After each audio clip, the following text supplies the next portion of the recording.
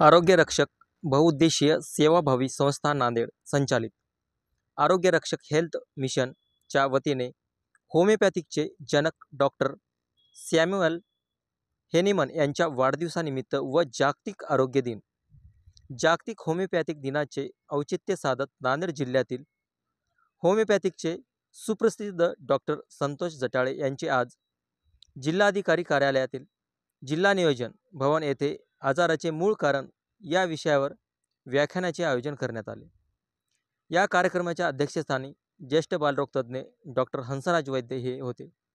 यावेळी मोठ्या संख्येने या व्याख्यानास नागरिकांची उपस्थिती होती। जागतिक आरोग्य दिन आणि जागतिक होमिओपॅथिक दिन हे 2 दिवस एकत्र आलेले आहेत। त्या निमित्तानं आजचा हा कार्यक्रम होता। या कार्यक्रमात माझा विद्यार्थी संतोष जटाळे हा आमच्या कॉलेजचा विद्यार्थी असून त्यांनी एवढं चांगलं प्रेझेंटेशन आजच्या कार्यक्रमाचं केलं, खरंच करावं तेवढं कौतुक कमी आहे। आजच्या या दिनानिमित्त सर्व समाज बांधवांना मी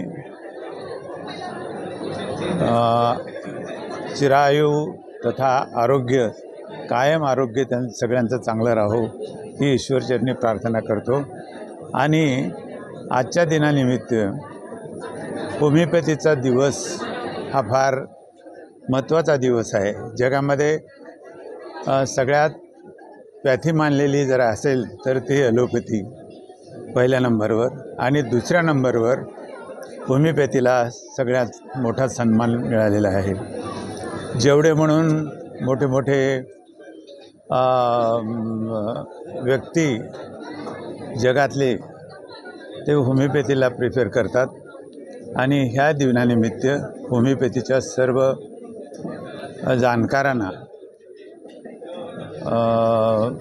होमिओपॅथीचा प्रसार करणाऱ्यांना विद्यार्थ्यांना आणि जे त्याच्यावर प्रेम करतात त्यांना शुभेच्छा देतो।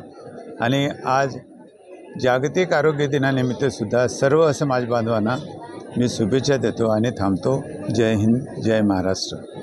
10 एप्रिल जागतिक होमिओपॅथी दिवस, 7 एप्रिल जागतिक आरोग्य दिवस या निमित्ताने आम्ही हा नियोजन म्हणून एक कार्यक्रम ठेवला। त्याच्या अंतर्गत आम्ही डॉक्टर सॅम्युअल हेनीमन यांनी त्यांच्या पुस्तकात ऑर्गन ऑफ मेडिसिनमध्ये आरोग्याविषयी काय उल्लेख केला होता, काय आजाराचे मुख्य कारण काय आहे याचा पूर्णपणे उलगडा केलेला आहे। त्याचा आपण रिसर्च थ्रू त्याला प्रूव्ह करून समाजापुढे मांडण्याचा आपण एक छोटासा प्रयत्न आम्ही आज या दिवशी आम्ही केलेला आहे। कारण जर तुम्ही बघितलं असाल तर व्याख्यानात मी सांगितलं आहे रिलेशनशिप्स जे हार्वर्ड युनिव्हर्सिटीमध्ये जगातला सर्वात मोठा रिसर्च आहे, 80 वर्ष चाललेला आहे। त्याचं संक्षिप्त रूप बघितलं तर ज्याचे गुड रिलेशन चांगले तो जास्तीत जास्त जगला, त्याला कार्डियाक अरेस्ट कमी आला, त्याला कॅन्सर कमी झाला, त्याला बीपीचे आजार कमी झाले।